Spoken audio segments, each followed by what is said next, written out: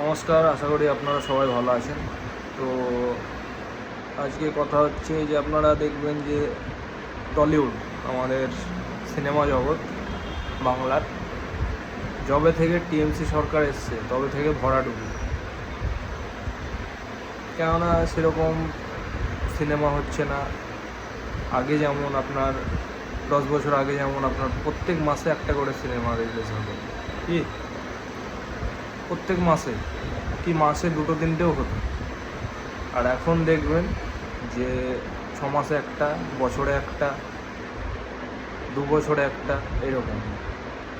আমাদের মেন যেসব নায়ক নায়িকা, দেবদা,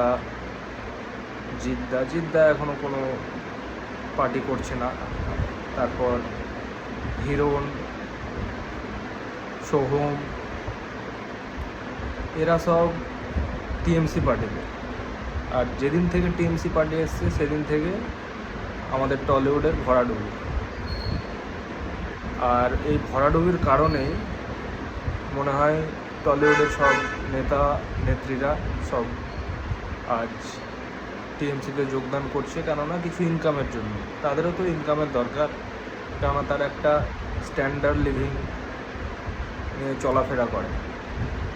তাদের একটা মোটা অঙ্কের ইনকাম না হলে তারা চলতে পারবে না, আমার যা মনে হয়।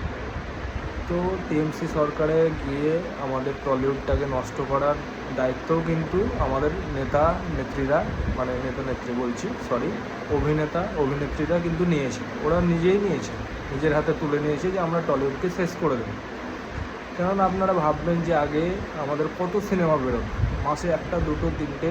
আর এখন বছরে একটা, বছরে দুটো, 2 বছরে দুটো তিনটে, এরকম। আর পুরনো যত অভিনেতা অভিনেত্রী আছে, হয়তো তাদের 2-1টা সিনেমা বেরোয়, তাও কেউ দেখে না। যাদের মুখ চেনে, যারা সুপারহিট নায়ক নায়িকা, তারাই সব টিএমসিতে যোগদান করে আজ মানুষকে বোকা বানিয়ে তারা পয়সা ইনকাম করছে আর টলিউডটাকে শেষ করে দিচ্ছে। আপনারা জেগে উঠুন, পরিবর্তনের ডাক দিন। এইবার আপনারা জাগে ভোট দিন, কিন্তু পরিবর্তনের ডাকটা দিন।